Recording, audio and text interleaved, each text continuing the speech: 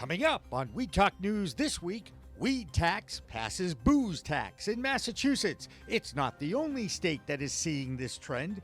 Mississippi gets one step closer to becoming the 37th in the nation to decriminalize cannabis and start a medical program. President Biden's home state of Delaware moves towards legalization while he doesn't move on federal reform. And Growin Belushi is back as Jim Belushi calls for the release of all incarcerated cannabis violators on Seth Meyers' late night show. Weed Talk News is next. Pro-Cannabis Media Programming and PCM TV is supported by Revolutionary Clinics, Massachusetts' #1 medical dispensary where the patient comes first, and by Salient Systems for Video Surveillance. You've got regulations, Salient has solutions for your security needs. And by Accounting Buds, your #1 CPA specialist for the cannabis industry. We are Pro-Cannabis Media.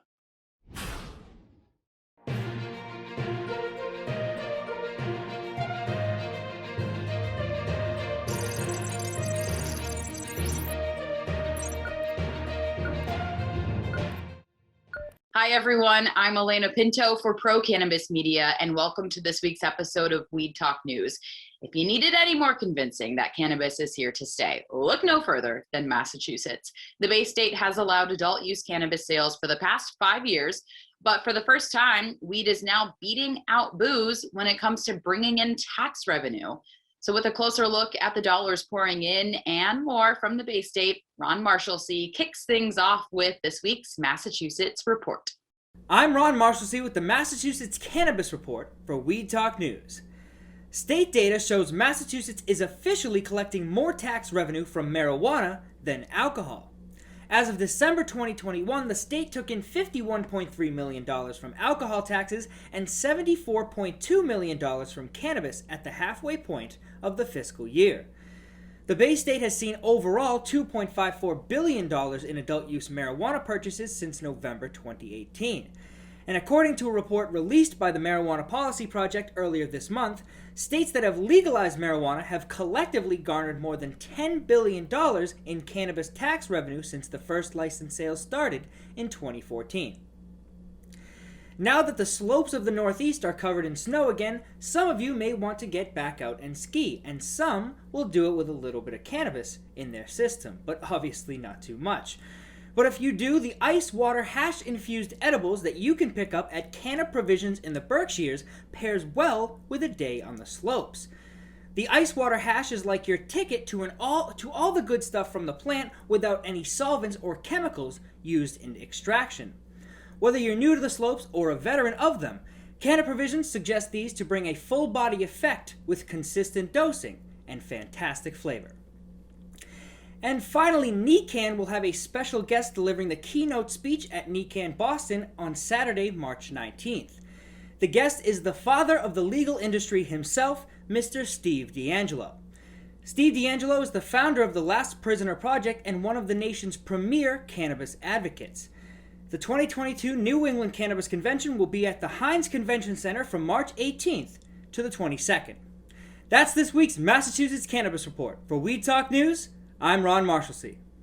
President Joe Biden continues to get ripped by cannabis advocates for not living up to his promises on reforming policy. Meanwhile, his home state of Delaware is now looking likely to legalize the plant before he does. Delaware's House Health and Human Development Committee has voted in favor of a bill that would legalize cannabis for adults 21 and older. The committee approved a similar measure last year, but it ultimately stalled ahead of an expected floor vote due to disagreements over social equity provisions. But it looks like the proposal has been tweaked and strengthened and will now be considered by Delaware's legislative bodies. Staying in the Northeast for now, Jessie Lynn Dolan has this week's Vermont Report. This is the Weed Talk News Vermont Report. Vermont's Cannabis Control Board is wrapping up its work on Rules 1 and 2 for adult use sales and moving on to Rules 3 and 4 with a particular focus on accessibility for small cultivators and removing many of their restrictive mandates. They started facilitating bi-weekly peer-to-peer networking sessions for social equity and economic empowerment applicants with the first topic on building relationships with local government, navigating permitting process, and key elements to a successful business plan. They're also looking at fee proposals for licenses yet to be decided by the legislator, such as on-site consumption lounges, delivery, and special events. A new advocacy group called the Green Mountain Patients Alliance has sparked. GMPA is a group of Vermont cannabis patients, caregivers, and healthcare professionals advocating for fair and equitable access to clean and affordable cannabis for medical use. Founded by Jeffrey of Vermont Growers Association, Amelia, patient advocate, and myself with the Vermont Cannabis Nurses Association, Activate is a virtual series dedicated to giving updates on the medical program and spotlighting local patients, caregivers, and cannabis healthcare professionals. GMPA is hosting the first episode of its monthly Zoom series, Activate, on Monday, January 31st at 7 to wrap up 2021 by discussing their successes, compromises, and what's coming up in cannabis legislation for 2022. A special election in the town of Ludlow ended in a second rejection of retail cannabis. The vote against retail echoed an earlier November vote, which also ended in defeat. To date, more than 30 Vermont cities and towns have opted to allow cannabis dispensaries within their limits, and the March 1st town meeting day vote will have a significant impact on the face of retail cannabis sales in the state. Cannabis Control Board member Julie Holberd recently told Hetty Vermont that Vermont's cannabis law prohibits cities and towns from creating special conditions or rules for cannabis businesses, or using their zoning or ordinance power, I quote, in a way that will have the effect of prohibiting the operation of cannabis establishments. COVID-19 conspiracy theorist and Vermont state candidate Carrie Raheb has been making the news in Massachusetts by trying to open a retail cannabis business in the town of Adams, where he proposes to give the money to the police, fire departments, and the community development office in the first year of operation. He also says that if elected to Vermont Senator Patrick Leahy's vacated seat, he'll give $250,000 of his salaries back to Vermonters, though he doesn't say how he plans to do that. That's the Vermont Report for Weed Talk News. I'm Vermont's cannabis nurse, Jessie Lynn Dolan. Pot smoking politicians may just be the new normal. On the heels of Louisiana candidate Gary Chambers' campaign ad drop, you know, the one where he's smoking that giant blunt in a field. Well, a new survey from YouGov surveyed about 4,100 adults, and 58% of them said they would be willing to vote for a candidate who they agree with on most issues and who occasionally smokes marijuana in their free time. So cannabis now creeping into the congressional halls, yet another example of how it's here to stay. Now let's head over to Washington, D.C. and check in with Vote Pro Podcast's Phil Adams. Hi, this is Phil Adams from Vote Pro Podcast, here with the Weed Talk News D.C. report. Amazon is backing a Republican bill to end the federal prohibition of cannabis. The online retail giant this week announced its endorsement of the States Reform Act as an alternative to the more comprehensive Democrat-led legalization bills and a more restrictive GOP rescheduling proposal. The States Reform Act would deschedule cannabis from the Controlled Substances Act, expunge prior marijuana convictions, and impose a 3% federal excise tax on cannabis products. Last June, Amazon ended its policy of marijuana drug screening for many of its employees and began actively lobbying Congress to end cannabis prohibition. The company has already endorsed the MORE Act introduced in the House and its Senate counterpart, the Cannabis Administration and Opportunity Act. The States Reform Act was introduced last November by Republican Congresswoman Nancy Mace of South Carolina. A new poll finds that a majority of Americans would vote for a candidate who smokes marijuana. The YouGov survey, which comes in the wake of a campaign ad showing Senate candidate Gary Chambers smoking a blunt, involved interviews with more than 4,000 U.S. adults. It found that 58% of Americans overall would be willing to vote for a candidate with whom they agree on most issues, who occasionally smokes marijuana in their free time. This includes 47% of Republicans, 68% of Democrats, and 62% of independents. Federal financial regulator Rodney Hood says financial institutions should prepare now for what he sees as a, quote, bright future for the cannabis industry. Hood's comments were made in an interview at the PBC conference last fall. In the interview, which was released this week, the National Credit Union Administration board member said that while he believes federal legalization is inevitable, the cannabis industry in the meantime remains underserved by the financial services sector. Hood also spoke about what he calls the prohibition mindset that continues to make banks and credit unions skittish about serving the legal cannabis industry, and called on Congress to pass legislation protecting institutions that serve cannabis businesses. That's the Weed Talk News DC report for this week.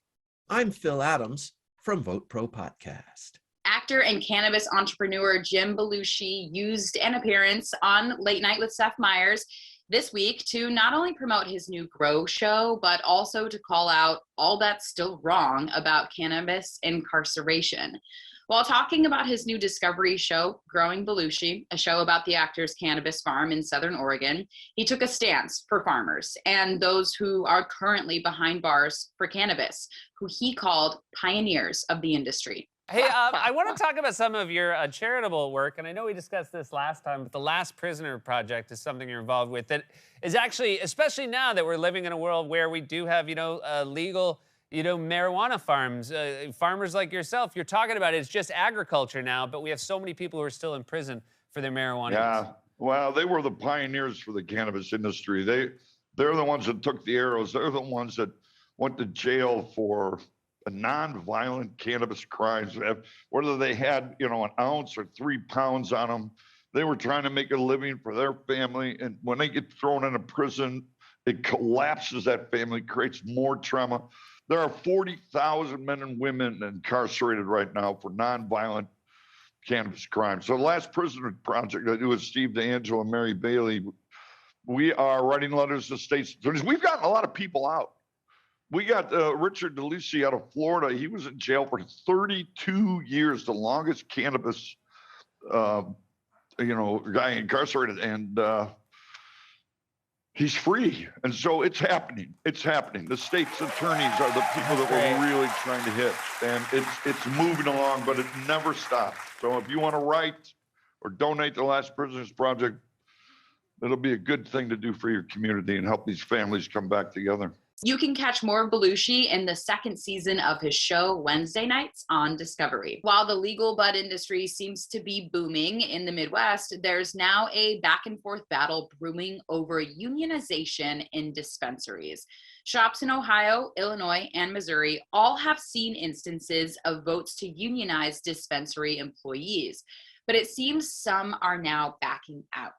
While some in Ohio blame vote delays on the Postal Service, other shops in Missouri who plan to unionize are staying mum on why they've changed their minds or delayed a vote.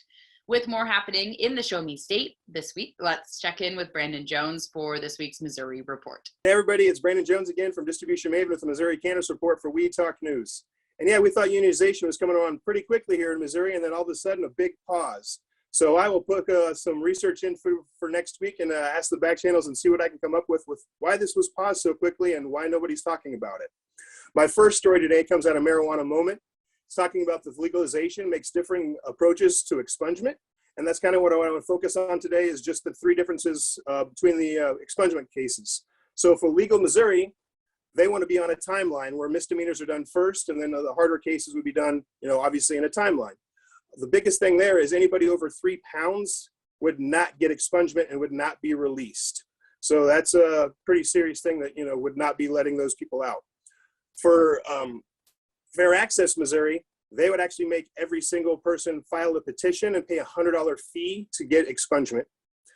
And finally, Cannabis Patient Network would require that after 60 days of passing that everyone would require expungement. So 3 big differences. Legal Missouri on a timeline. Fair Access Missouri would be everyone have to have their own petition and pay a $100 fee. And then finally, Cannabis Patient Network, everyone would get expungement after 60 days. My second story today is talking about a reversing decision here in Missouri on a license inquiry. So if you knew quite a bit of issues happened in 2019 when people were trying to acquire their license. But here, NWGMO actually submitted 2 identical cases to see if they could get approval, and they got completely different scores turned back in. So under this, they sort of served this back in, and finally this got overturned here in December. So if you have an airtight case, you can turn it in. They are overturning some cases. It's only the 4th here in Missouri, but it is happening. So make sure you're doing your due diligence and see if you can get your licenses approved. Again, this is Brandon Jones from Distribution Maven with the Missouri Cannabis Report for Weed Talk News. Have a great weekend, everybody. We recently reported an uptick of calls to poison control centers in Illinois, mainly due to edibles. Well, this is proving to possibly set a dangerous precedent for the industry. One Illinois lawmaker has introduced a new bill that would limit the amount of THC allowed in legal pot products, capping flower at just 10% THC and concentrates at 15%. Thomas Howard takes a closer look at what's happening in Illinois this week. Thomas. Hi, I'm Tom Howard with Weed Talk News, here to give you an update on what happened in Illinois weed last week. Well, there was a hearing on that large case that's holding up 185 dispensaries, and it looks like maybe by May, that case might be over. There's a hearing and a deadline on April 29th for the state to start turning over certain amounts of, administrative review record, but there's also a plan for them to start settlement negotiations if that gets anywhere. If not, there's going to be another hearing in about a month, and there are some responses due by the state next month as well that have to be put on file. However, it is movement, and so those 185 dispensaries will be here one day, hopefully in 2022. Also, the legislature is back in session, and there's been a bill to limit the amount of THC in cannabis. A Republican legislature from Plainfield introduced a bill to cap THC levels on cannabis flower at 10%. However, it's not all bad news. There was just a bill introduced that would allow for home grow for average people that are above 21, not just medical patients. And also there was a bill that was just introduced today that has a outdoor cultivation allowance. They're going to change the definition of where your canopy can be to include outdoor, which is scary if you consider that a craft grows maximum canopy space is 14,000 square foot, and a larger MSO's or a cultivation center's canopy space is 210,000 square feet. So the Croptober might just shatter all the prices, and then who knows what that'll do to the industry that is in the state if that bill passes. It may also behoove you to understand that Curaleaf's counterclaim suit against former subsidiary CMO has been allowed to progress, and both parties get into potentially embarrassing discovery, because discovery potentially can be embarrassing depending on what facts are in that record. That's one of the reasons why motions to dismiss are one of the first things that are filed in courts if the person even accepts service. This is a lawsuit by a former CMO that's the chief marketing officer for the Chicago-based Grassroots Cannabis, and they are suing Curaleaf, which purchased Grassroots in 2020, for breach of contracts because Liz Hurwitz, the former CMO, charges that she did not receive the promised level of compensation as executives received when Grassroots was purchased by Curaleaf. Sometimes you have to enforce those contracts that are very sophisticated in this cannabis industry in a court of law. It happens quite often. There'd be a lot more cause for me to be in court if 185 dispensaries were not held up in court right now. Anyway, my name's Tom. You can find me at cannabisindustrylawyer.com or on YouTube at Cannabis Legalization News. While advocates in Florida push for adult use access and sales to cannabis, the state's governor is getting some smoke blown his way for comments he made about why he may be against legalization. At a campaign event this week, Ron DeSantis avoided directly answering why he doesn't want the plant legalized for adults, but he did say he hated the, quote, putrid stench around places that allow public consumption. Maybe someone can let the governor know there are other ways to consume the plant besides smoking. But with that, let's check in with Heather Allman for more from the Sunshine State. Thank you, Alaina. I'm Heather Allman from Cannabis Law Report with this week's Florida Report for Weed Talk News. 5 years into medical cannabis legalization, and according to Sergeant Brandon Finley of the Okaloosa County Sheriff's Office Drug Force, black market sales of marijuana have not slowed down due to price. While patients pay an average of $15 a gram at legal dispensaries, the illicit price tag runs lower. Many consumers are simply in search of cheaper weed, but turning to the black market comes with higher risk because there's no lab testing, obviously. You get what you get. There is a bill that lawmakers are looking at this session that addresses the oppressive cost of cannabis, and in this effort might finally put a damper on illegal sales. And speaking of sales, while we've pivoted to 2024 for full legalization here in Florida, Headset released a report on the current state of U.S. cannabis legislation. With active bills and new markets coming online, they projected that legal cannabis sales could reach $46 billion by 2025. Despite having a medical only program and a handful of operators, Florida has a population of adults that are age 21 and older that exceeds 16 million.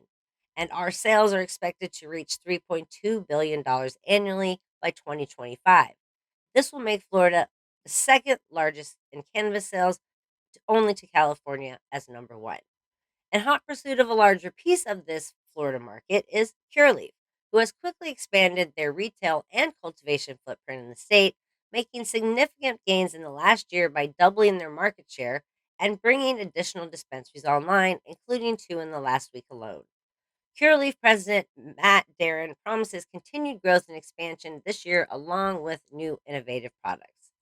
That's a wrap for Florida Cannabis this week. I'm Heather Allman from Cannabis Law Report for Weed Talk News. A new report says cannabis companies in Pennsylvania are being sidelined in the state's legal game. The report from a Cantor Fitzgerald analyst found publicly traded and private MSOs now control 83% of medical marijuana stores in Pennsylvania, pushing the little guy largely to the side for now. With more happening in Pennsylvania this week, here's Claudia Post. Claudia Post from Scarlet Express, and I'm right here in the Keystone State, Pennsylvania, reporting for Weed Talk News. First up, Norman Yoder, of course, a name you would all know, a 1960s state commissioner for the blind, claimed half a dozen Pennsylvania college students took LSD and stared at the sun and were completely blind after that experience. And guess what? The newspapers believed him. This is what happened to all this. Anyway, he made up this story because he thought it would scare others from taking LSD. The governor launched an investigation and found out that was a hoax. However, a PA state senator decided against all evidence to embrace the story and push it as truth.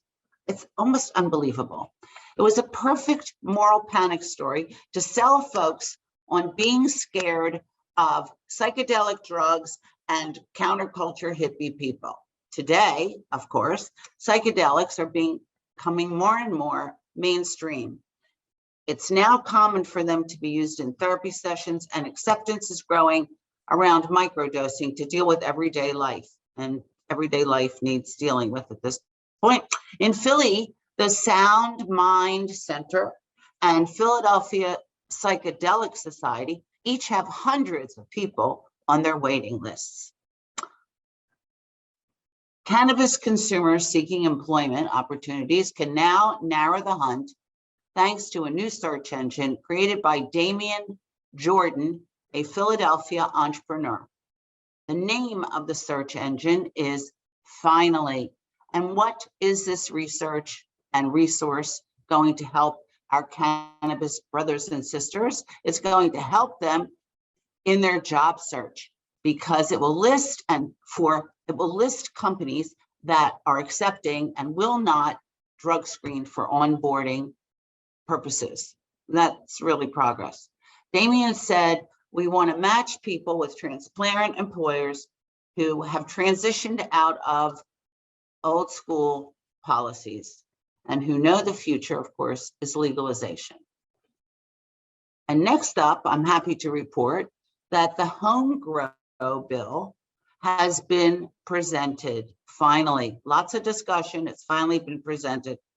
It will allow patients here in Pennsylvania who are 21 or older and who have lived in the state for at least 30 days to purchase seeds from dispensaries and plant 6 plants in a very secure, locked space in their residence.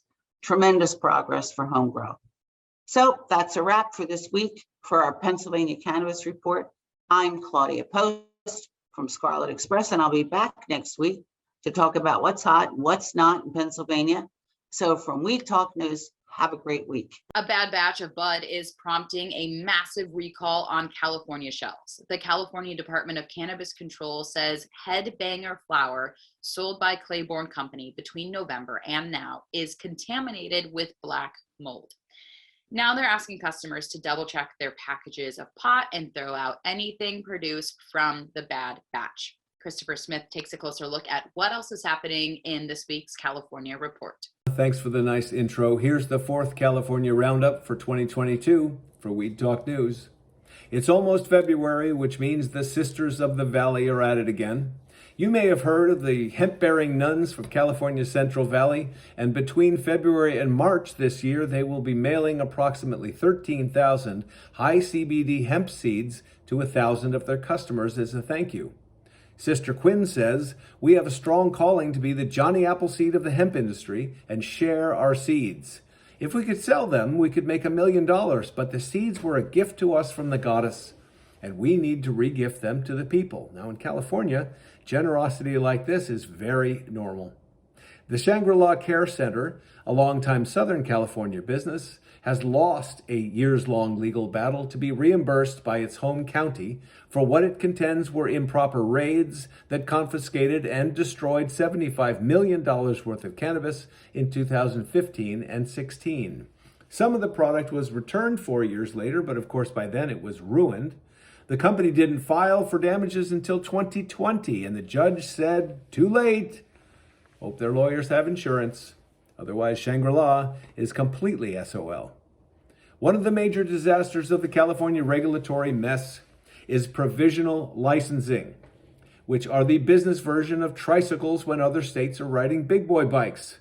As of July 1st, provisional licensing will be replaced with a new problem that will limit access by cannabis entrepreneurs. They will only be able to obtain an annual state license, a process that could take months, if not years, before operations can commence, or they can buy an existing licensed company, which is a speedier prospect that could boost merger and acquisition activity, but either way, the little guy gets screwed. A recent expose by the LA Times found that California has still not cleared 34,000 convictions as it was required to do under Prop 64. A public defender said, "For decades, the justice system quickly and enthusiastically destroyed the lives of men, women, and children accused of nonviolent marijuana offenses, and by the way, disproportionately harmed people of color while doing so." A bill submitted by Representative Mia Bonta and sponsored by the Last Prisoner Project, quote, "simply requires the system to act with a similar enthusiasm and speed when giving the formerly convicted back their lives." And I'm Christopher Smith, publisher of the American Cannabis Report, sharing California surf, sunshine, smoke, and Sisters of the Valley for Weed Talk News. The problem of pot shop robberies only seems to be getting worse in Washington state. One local advocate says he tracked at least 30 violent robberies since November, and many say the state's cannabis board isn't doing enough to protect business owners. So let's take a closer look at what's happening this week in Washington state. Here's Josh Kincaid. I'm Josh Kincaid from the Talking Hedge with the Washington State Cannabis Report for Weed Talk News.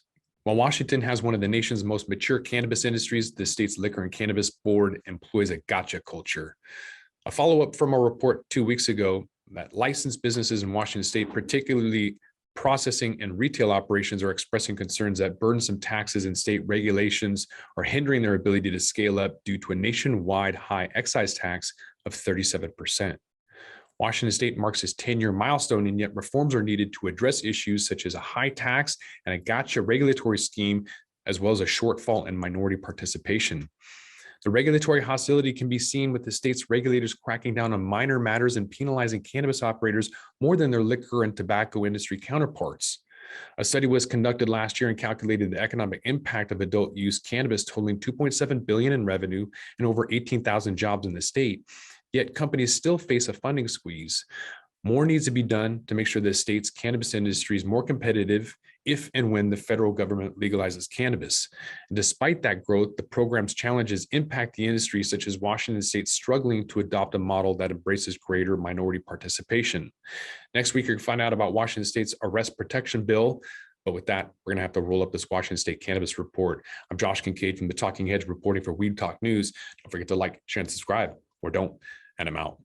Cannabis-infused wines are set to hit the shelves of shops in Michigan. House of Saka, which makes alcohol-free cannabis-infused wines, announced a new partnership with Carbidex LLC Michigan, which will allow the beverages to be manufactured, distributed, and sold throughout the Wolverine state.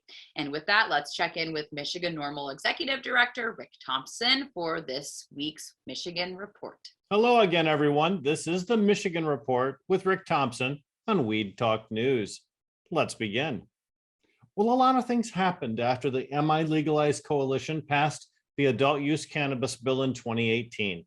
With the help of Marijuana Policy Project and Normal of Michigan, our citizen-directed initiative collected more than enough signatures and grabbed a 56% vote in November of 2018.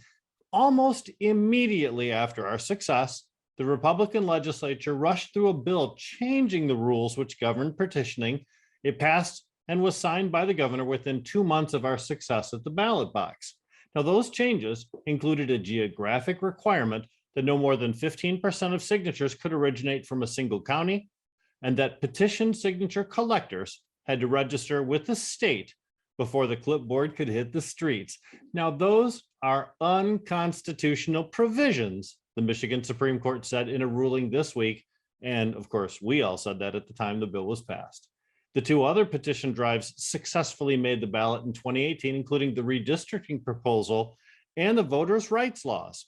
Now, this Supreme Court decision is a win for the people and the citizens-directed initiative process. Now, here's news you can use from the Upper Peninsula. Forsyth's Planning Commission unanimously approved a new cannabis medical and adult use retailer called the Baker Curtis Cannabis Company. On its own, this doesn't seem to be big news, and the Planning Commission isn't the final say on if a license is issued or not. But there is something noteworthy about this business. The building they'll be housed in is the former location of a Family Dollar store and a business called the Art of Massage. Hey, Baker Curtis, if you can figure out a way to incorporate all three business models together, you'll have a retail store I'd travel across the bridge to visit. Just saying. Oh, those people at the addiction center, they're trying to scare Americans about cannabis again. Now, this time, it's about children getting their hands on marijuana edibles. The Scare Center claims incidents of children accessing cannabis rose to 3,000 recorded episodes in 2020. Now, they admit there's never been a death recorded from youth consumption of cannabis products, and in only 15% of those incidents did the exposure rise to the level of moderate exposure.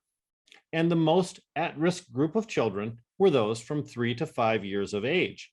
Now, symptoms of moderate exposure include agitation and drowsiness.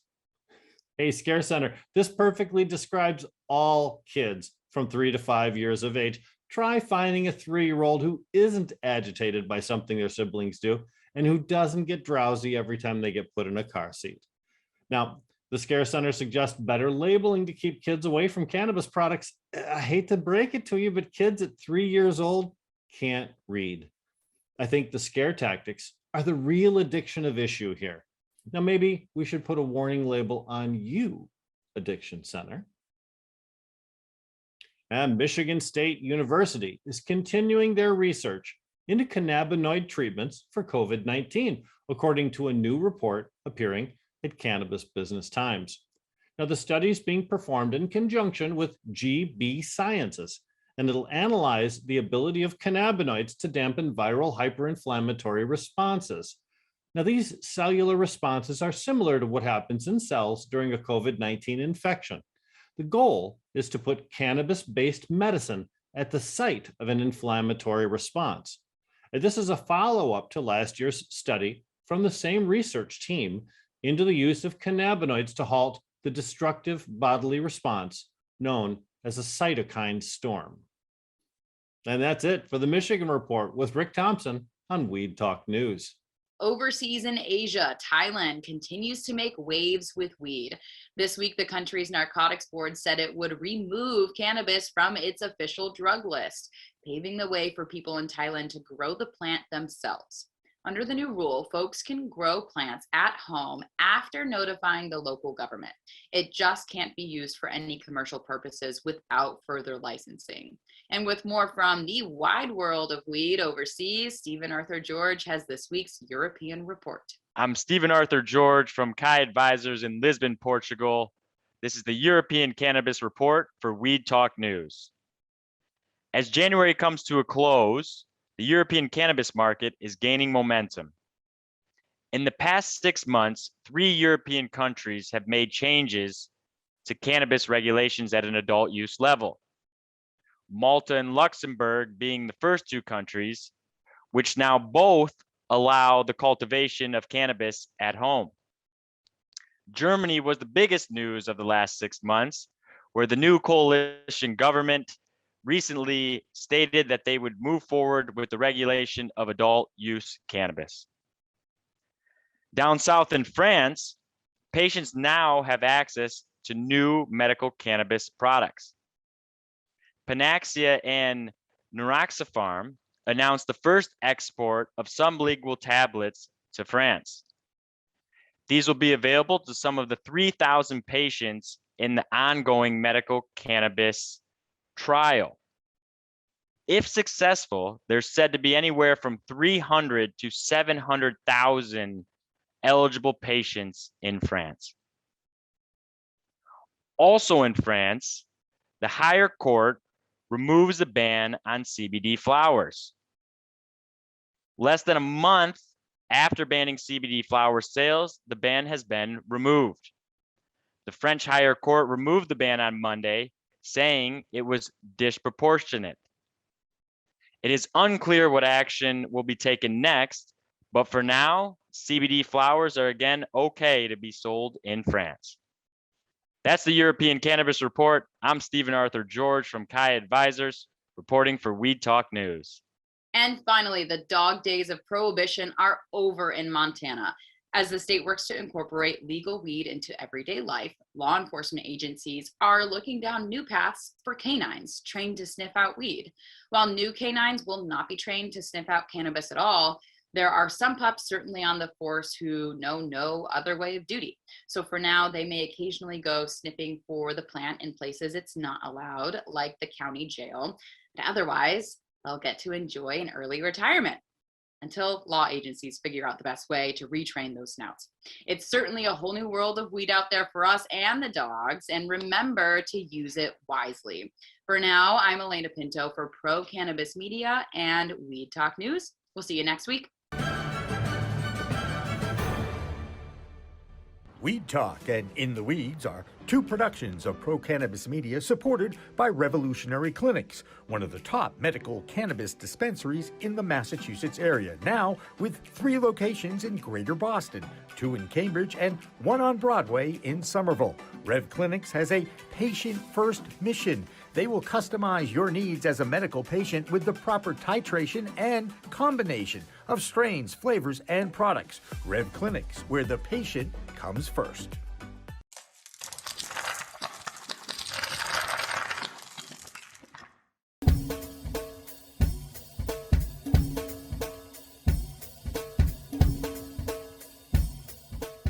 Difference is building a solution for that individual, not just a custom, here's a box, here's a video, here's how you make your VMS. We custom design and custom build every situation for exactly what the customer needs. and we keep the costs low. We have multiple tiers, as far as what you're looking at on the cost side of things. If you want a one-time, where you just pay one initial cost, we have that. If you want to maintain your system and have the highest protection and highest capabilities and highest upgrades at all times, we have different plans for you. But we scale it so it's scalable and affordable 100%.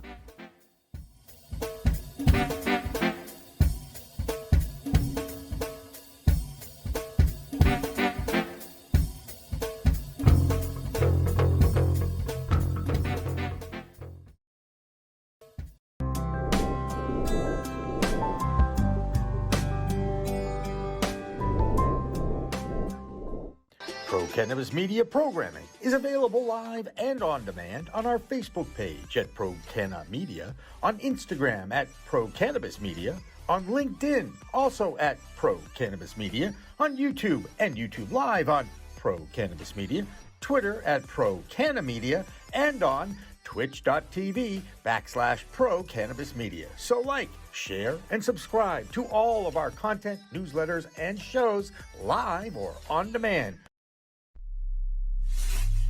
We are Pro Cannabis Media.